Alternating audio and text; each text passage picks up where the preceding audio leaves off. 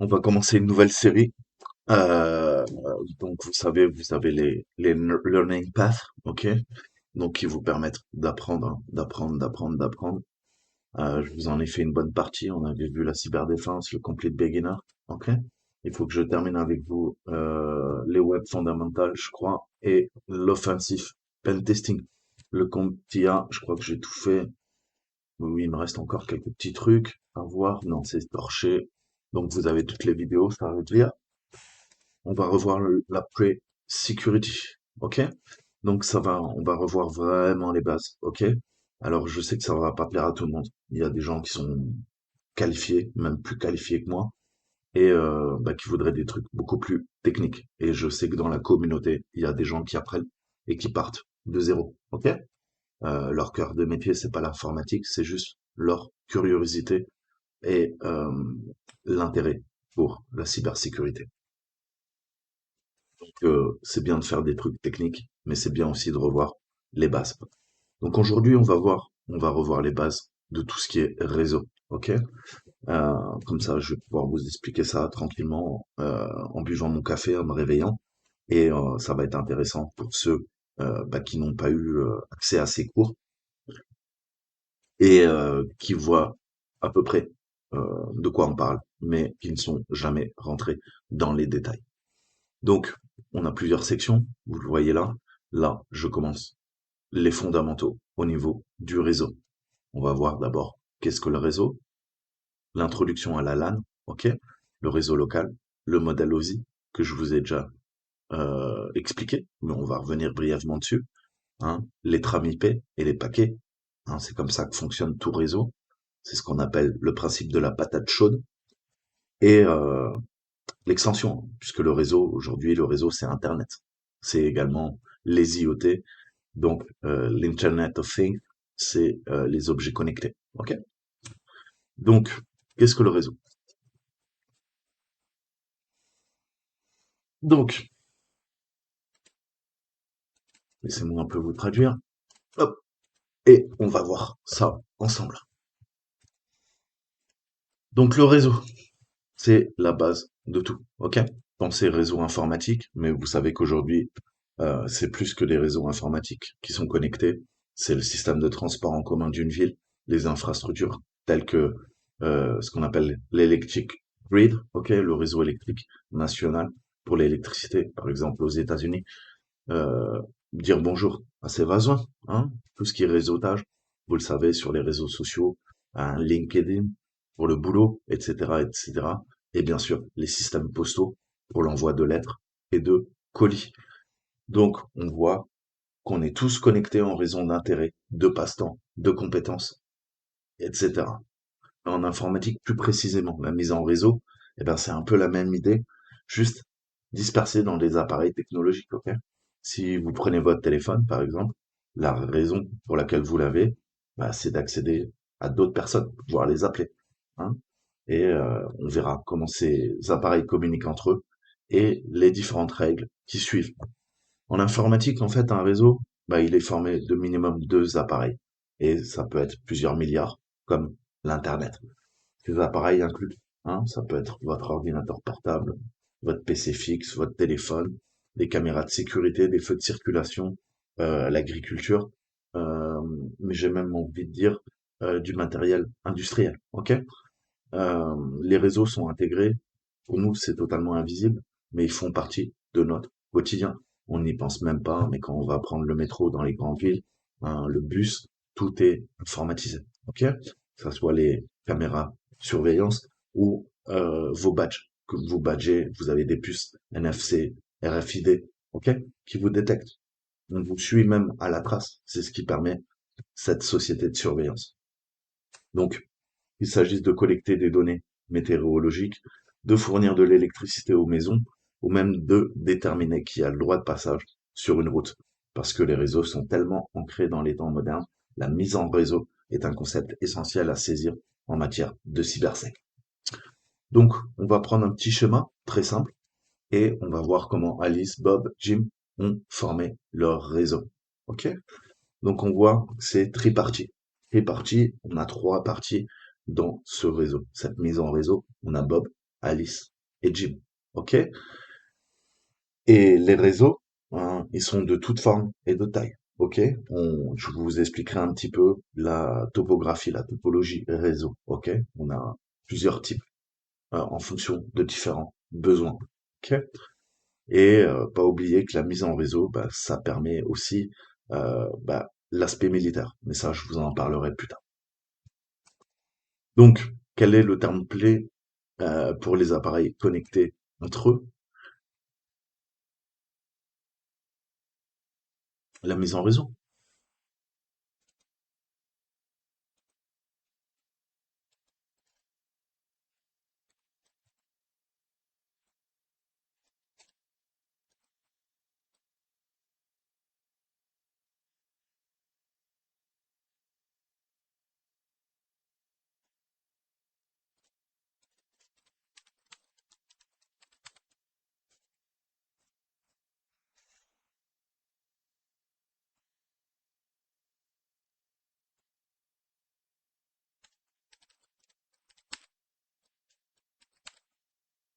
Donc, comment on dit la mise en réseau? Eh ben, c'est tout simplement le réseau. OK? Network. Donc maintenant, voyons un petit peu l'Internet. OK? Donc maintenant que nous avons appris ce qu'est un réseau, et comment on le définit en informatique, uniquement les appareils connectés, explorons un peu l'Internet. OK? Aujourd'hui, on peut plus s'en passer, tout le monde connaît l'Internet. OK? Donc c'est un réseau géant qui se compose de nombreux petits réseaux euh, au sein d'un plus grand réseau. Si on devait faire une comparaison, bah, c'est un petit peu comme les étoiles hein, dans la Voie lactée. Et bah, toutes ces amas d'étoiles forment ensuite des galaxies. Et ces galaxies forment eh ben, l'univers. OK? Donc tous ces points sont en réseau. C'est ce qu'on appelle des nœuds. Et c'est ce qui permet de faire fonctionner le réseau. OK? Donc on voit l'interdépendance au sein du réseau. Donc imaginons maintenant qu'Alice s'est fait de nouveaux amis, nommés Zayn ou Toby, et qu'elle souhaite présenter à Bob et Jim. Le problème, c'est qu'Alice est la seule personne qui parle la même langue que Zayn et Toby. Alors Alice devra être la messagère, ok? Donc on est parti de notre réseau à trois branches, ok? Tripartie en triangle, et on a deux acteurs qui viennent s'ajouter au canal de communication, ok? Puisque Bob et Jim ne connaissent pas ni Zayn ni Toby, en effet, on va se servir d'un serveur mandataire. Ok? Alice va être le serveur mandataire qui va pouvoir communiquer avec Zayn et Toby. C'est elle qui reroutera les informations au cas où Zayn et Toby veulent envoyer un message à Bob et Jim et vice versa. C'est elle qui présentera hein, Bob et Jim à Zayn et Toby et présentera Zayn et Toby à Bob et Jim. Ok? Ça va devenir un intermédiaire. Ok? La messagère. Donc Alice, elle est polyglotte. Elle peut parler deux langues sans aucun problème. Donc, bah, Alice va former un nouveau réseau. Ok? Ce nouveau réseau, eh ben, c'est le réseau avec Toby et Zayn. Donc on voit qu'on a deux réseaux qui sont interconnectés. OK? Et Alice, elle est polyglotte. Bob et Jim parlent anglais. Alice aussi. Mais Zayn et Toby parlent français. Alice parle également français. Donc ça va devenir l'intermédiaire et ça va permettre l'interopérabilité. OK? Malgré la barrière de la langue, grâce à un mandataire, Zayn, Toby parlent français, voire communiquer avec Bob et Jim qui parlent anglais. OK? C'est une brève analogie que vous compreniez. Donc la première itération d'Internet a eu lieu dans le cadre du projet ARPANET. Je vais développer parce que c'est vraiment important. Donc à la fin des années 60. Ce projet a été financé par le DoD, le Department of Defense des États-Unis, et a été le premier réseau documenté en action. Cependant, ce ne fut qu'en 1989, lorsque l'Internet tel que nous le connaissons a été inventé par Tim Berners-Lee, entre autres, et la fameuse création du CERN en Suisse et en France. N'oubliez pas, la Suisse et les Français ont créé l'Internet, pas les Américains, pas les Chinois, hein, pas les Russes. Ok?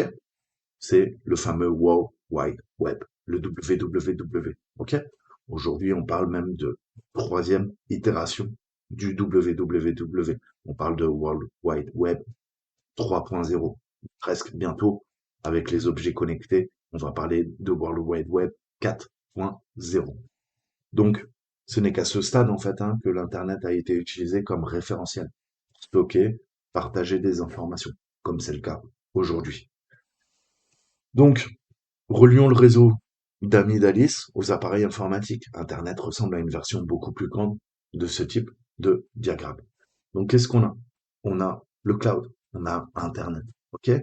Internet, vous savez que il est formé par quoi? Il est formé par des réseaux. Ces réseaux, c'est ce qu'on appelle des réseaux locaux.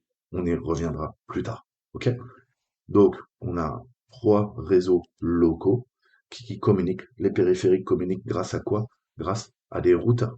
Ces routeurs vont faire office de quoi? De passerelle, de gateway en anglais, pour pouvoir communiquer sur Internet. Ok? Donc là, qu'est-ce qu'on a? On a essentiellement une DMZ. Ok? On a des zones démilitarisées, c'est-à-dire qu'il y a un pare-feu qui bloque hein, vers l'extérieur, mais les objets entre eux, via ARP, via d'autres protocoles, vont pouvoir échanger des informations sans être dérangés par le pare-feu. C'est ce qu'on appelle une zone démilitarisée. Par contre, dès qu'on sort, on passe de l'intranet à l'extranet, ok? Là, le pare-feu rentre en jeu, la passerelle fait office de connexion vers l'extérieur. Ces trois réseaux peuvent ainsi communiquer. Donc Internet, comme je vous le disais, est composé de nombreux petits réseaux qui sont tous reliés entre eux. Ok? Ces petits réseaux sont appelés réseaux privés et ou les réseaux reliants. Ces petits réseaux sont appelés aussi réseaux publics ou réseaux Internet. Donc pour récapituler, un réseau peut être de deux types, soit un réseau privé, soit un réseau public. Ok? Quand vous êtes à la maison, vous êtes sur votre LAN, Local Area Network, vous utilisez des adresses privées. Ok? Quand vous partez sur Internet, votre fournisseur d'accès à Internet, votre ISP, ok? Internet Service Provider, en anglais, fournit une adresse publique d'IP. Ok? C'est grâce à ça qu'on peut savoir d'ailleurs vous géolocaliser. Ok? Donc, c'est bien plus compliqué que ça, vous le savez, puisque on va passer par des switches, on va passer par de gros routeurs, on va passer par ce qu'on appelle des backbones, ok? L'épine dorsale d'Internet. Et je vous ai parlé des LAN, mais Internet, c'est les WAN, ok? Local Area Network, Wide Area Network. Et on a encore d'autres choses, comme dans les grandes villes, on a du MAN, ok? Donc ce concept, c'est à creuser. Si vous ne maîtrisez pas trop, allez rechercher. C'est la chance qu'on a aujourd'hui. On peut aller requêter sur Google et si vous connaissez pas, allez voir qu'est-ce que le Wide Area Network. Ok? Réseau à grande distance. Et comment il fonctionne? Comment il fonctionne? Eh ben, c'est exactement ce principe de strat. Ok? J'espère que je vais pouvoir zoomer un peu pour que vous compreniez ce que je peux. Bref, on a Nolan, ok? Soit on est à la maison, soit on est en entreprise. Ensuite, on a le MAN, c'est le Metropolitan Area Network, ok? C'est ces grands hubs, en fait, qui font l'intermédiaire avec le Wide Area Network, le WAN, ok? On oppose tout le temps le LAN au WAN, mais on oublie cette strate très souvent du MAN, ok? Donc on en a d'autres. On a le réseau personnel qu'on appelle le PAN, Personal Area Network, qui interconnecte souvent par des liaisons sans fil des équipements personnels comme un ordinateur portable ou un agenda électronique. Votre box à la maison, c'est un PAN à la fois. Ok? C'est à la fois une LAN, un réseau local, puisque il peut s'étendre de quelques mètres à quelques kilomètres, et ça peut être un réseau d'entreprise, ou ça peut être un PAN, vous et vous. Ça vous permet de vous connecter en Bluetooth, en Wi-Fi, ok, à la maison. Donc le MAN, je vous disais, ça interconnecte plusieurs lieux situés dans une même ville, par exemple différents sites d'une université, d'une administration, chacun possédant son propre réseau local. Donc on voit bien ce principe de mise en réseau que je vous racontais, je vous relatais, et on voit que c'est, comment dire, comme, oui, en fait, hein, comme des sortes de nœuds de réseau, hein, avec chacun une échelle et chacun donc a son propre réseau local et est connecté à un réseau plus grand. Donc on a le réseau étendu, le WAN, ok, qui permet de communiquer à l'échelle d'un pays ou de la planète entière, des infrastructures physiques pouvant être terrestres, spatiales, à l'aide de satellites de télécommunications, ok, ou sous l'eau. N'oubliez pas que 95% du trafic Internet passe par des fibres optiques sous-marines, ok. C'est d'ailleurs là qu'on va pouvoir espionner toutes les communications. Bon, on pense tout le temps, les espions s'intéressent aux satellites. Non, puisque les satellites représentent qu'une partie infime des communications. Donc, on a tout intérêt, quand on est une agence de renseignement, de s'intéresser au réseau de fibre optique. Et vous inquiétez pas, c'est exactement ce qu'ils font. Donc, on a le SAN, ok? Ça, on le connaît, par exemple, bah, c'est tous les data centers que vous utilisez, le fameux cloud, ok? Mais également les grosses entreprises. J'ai travaillé pour des grosses entreprises. On a du SAN, on a du NAS. À la maison, on a plutôt du NAS, ok? C'est du Network Area Storage. C'est des petits réseaux de stockage. Quand on est dans des très grandes entreprises, des multinationales, on a l'inverse. On a un Storage Area Network, ok? C'est un réseau de stockage mais immense, ok? À haute performance. C'est-à-dire, on a de la fibre, ok? 10, 20, 30, 50 gigasecondes, et on a derrière de gros serveurs, ok? Avec parfois des blue coats, avec du matériel qui permet de filtrer totalement les communications vers l'extérieur, ou en tout cas d'ouvrir hein, des portes, des ports réseau, pour que bah, les gens puissent travailler en entreprise. En tout cas, c'est hautement sécurisé et avec de la redondance au niveau des équipements. Ok? C'est le principe de disponibilité. Ok? Je veux que mes ressources soient constamment disponibles. Ok? Et qu'il n'y ait pas de goulet d'étranglement, ni en termes de bande passante, ni en termes de calcul. Il me faut de la puissance de calcul pour que, bah, éventuellement, mes salariés puissent travailler sur des machines déportées. Ok? Et bah, dans ce cas-là, tout est sur, entre guillemets, le cloud. Les applications sont hébergées et sont virtualisées sur le réseau de stockage.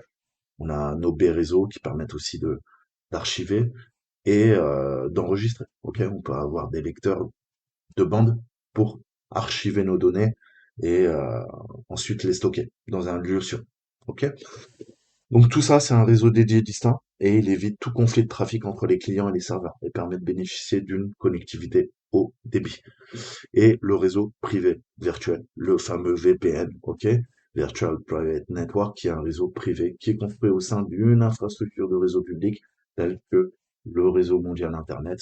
Au moyen d'un réseau privé virtuel, un télétravailleur peut accéder à distance au réseau du quartier général de la société. Donc, je vous mettrai tout ça, allez creuser, c'est vraiment les bases, ok? Comprendre comment fonctionne le réseau.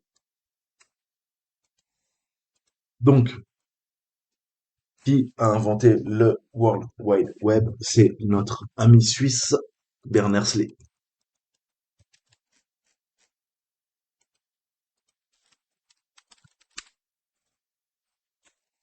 Alors, ils veulent jamais en parler, mais laissez-moi un petit peu vous parler d'Internet. Internet, bien avant, début des années 50, guerre froide qui commence.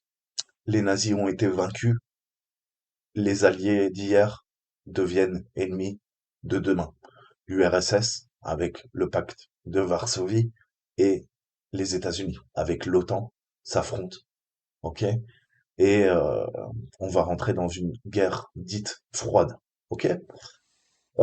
Mais froide, elle n'en a que les apparences. Comme vous le savez, si vous connaissez un peu l'histoire, 62, euh, crise des missiles de Cuba, et l'humanité n'a jamais été aussi proche de l'Armageddon, du déclenchement de frappes de missiles intercontinentaux balistiques. Dès les années 50, l'armée américaine planche sur ARPANET, ok. Euh, et en fait, c'est le premier réseau à transfert de paquets. On va voir ce principe qu'on appelle de patate chaude, ok. Pourquoi DARPANET? Puisqu'on a la DARPA. La DARPA, je vous ai dit, c'est l'Agence pour les projets de recherche avancée de défense américaine qui a créé tous les protocoles qui ont permis la naissance de son héritier, en fait, hein, Internet. La DARPA, son but, c'est de plancher sur des black projects, des projets top secrets euh, qui ont 50, 100 ans d'avance sur le secteur civil. Donc revenons un peu en arrière. Le 29 octobre 1969, il y a maintenant quasiment 50 ans, le réseau ARPANET effectuait sa première communication. Les trois dernières lettres de ce premier message, le simple mot login, mettent plusieurs heures avant de parvenir à destination. Mais qu'importe. L'Advanced Research Project Agency Network, ou ARPANET, qui deviendra ensuite DARPANET, a rempli sa première mission. Des paquets de données ont transité avec succès entre l'Université de Californie à Los Angeles, UCLA, donc vers quoi? Bah, l'Institut de recherche de Stanford. Ok? Donc l'ancêtre d'Internet, qui n'est donc pas le militaire, est né. Il s'agit d'une collaboration entre les militaires et les universitaires. Donc à la base, je vous ai dit, n'oubliez pas, toute technologie qui arrive dans le secteur civil vient du secteur militaire, que vous le vouliez ou non. On a tendance à l'oublier. Donc laissez-moi vous parler parce que on occulte trop souvent le fait que c'est une technologie militaire. C'est un projet militaire. En réalité, ce réseau dédié au transfert de paquets de données, il est envisagé depuis 1966, lorsque la DARPA, l'Agence pour les projets de recherche avancée de défense, en anglais Defense Advanced Research Project Agency, et bah, c'est une antenne du département de la défense des États-Unis et elle finance à hauteur d'1 million de dollars un projet visant à relier les universités en contrat avec l'agence à un même réseau délocalisé pour transférer des fichiers entre les ordinateurs. Le réseau téléphonique n'étant pas adapté, il est décidé d'utiliser la commutation par paquet qui consiste à découper les données avant de les envoyer d'un point à un autre. Assez rapidement, l'idée est évoquée de créer non pas un unique ordinateur dédié pour faire transiter les informations, mais un petit réseau d'ordinateurs qu'on appelle Interface Message Processor, considérés comme les ancêtres en fait de nos routeurs, qui permettent d'assurer une connexion en réseau. Donc, Milnet, le réseau militaire, DARPANET, le réseau des avancés, ok, de recherche, et ARPANET, c'est vraiment l'ancêtre. Donc on voit que finalement, hein, c'est une fusion à la fois d'ARPANET qui devient DARPANET et on relie quoi? Les réseaux des universités, les Ivy Leagues, comme on les appelle euh, aux États-Unis, avec le Milnet. Le Milnet, c'est l'épine dorsale, c'est le réseau militaire. Ok? Et si on regarde Internet aujourd'hui, c'est assez frappant si on regarde l'architecture et où sont géolocalisés en fait les grands points névralgiques. Eh ben on voit que ça a été construit précisément sur les vestiges d'ARPANET, de DARPANET, de Milnet. Ok? Donc vous voyez bien que les qui contrôle ce qu'on appelle le backbone, l'épine dorsale d'Internet aux États-Unis. Déjà, c'est le secteur militaire. OK? Après, les universitaires. Ensuite, la Silicon Valley. Mais dès l'origine, c'est les militaires qui contrôlaient tout. OK? Donc ça, c'est pareil, c'est à savoir. Et en fait, en pleine guerre froide, pourquoi est né le réseau ARPANET? Eh ben, parce que en cas de guerre nucléaire, en fait, on avait un système qui était résilient. OK? Il n'y a pas un nœud qui a un avantage sur un autre nœud. La mise en réseau, c'est le principe que chaque nœud est interdépendant. C'est-à-dire que si un nœud vient à tomber, on peut rerouter les communications vers un autre nœud. Et on parlait pas de nœud informatique à l'époque, on parle de command and control, ok? De C2C. Pour pouvoir mener la guerre, il faut du command and control, ok? Ça permet de gérer les troupes, hein, des différentes branches de l'armée américaine. Et pour pouvoir bah, continuer à commander, hein, en cas de guerre nucléaire, en cas de riposte nucléaire de la part de notre adversaire, eh ben il fallait un réseau qui soit résilient. Et c'est exactement ça. Ok. On voulait construire un MILNet résilient. Laisse-moi vous parler de MILNet. Ok? C'est le Military Operation Network. Et comme je vous disais, certains, voilà à quoi ça ressemblait vite fait, hein, dans les années fin 70, 80. Et encore, c'était plus compliqué que ça. Mais si on regarde, voilà, on voit les grands points névralgiques, ok? Avec les différentes universités, le complexe militaro-industriel et les vestiges, ok? De Milnet, d'ARPANET. Pourquoi dans le désert? Pourquoi à l'AMO? Tout simplement parce que c'est là où il y a les bases secrètes avec les projets top secrets, ok? On a toute la partie avec la Rand Corporation, qui est tout simplement une filiale de la CIA et des Black Project. Donc c'est là où on aura Skunks Works. On va faire tous les avions furtifs et ensuite aller les tester dans S2, S3, S4. À l'AMO, le site de Trinity, la première bombe nucléaire, ok? Première bombe atomique, première bombe thermonucléaire. Sandy Shore, Dugway, laboratoire d'armes bactériologiques pendant la guerre froide. Ok? On crée, comme à Wuhan, dans des laboratoires P4, des chimères à Dugway. À l'AMO, on a fait péter les bombes. Ok? Le entry, le SAC, c'est toute la partie frappe. Ok? Le SAC s'occupait d'aller jeter des bombes nucléaires chez les Russes en cas de guerre nucléaire. C'est là où on a testé tous les bombardiers stratégiques qui volaient, le B-52, mais également tous les avions espions U-2, ok, SR-71, ensuite F-117 Nighthawk et leurs successeurs, ok. Donc tous les avions furtifs. On voit que le réseau, ok, bosse avec le complexe militaro-industriel et c'est vraiment la Sainte Trinité, ok? Le renseignement, l'espionnage et les Black Project, ok? Les armes nucléaires, les armes chimiques, les armes bactériologiques et les avions furtifs, les missiles, tout ça. Et les grandes universités. Donc ça, c'est le MILNet. Ça, c'est le MILNet à la fin mars 1986. Donc revenons au réseau ARPANET. ARPANET qui s'est construit sur MILNet. Ok?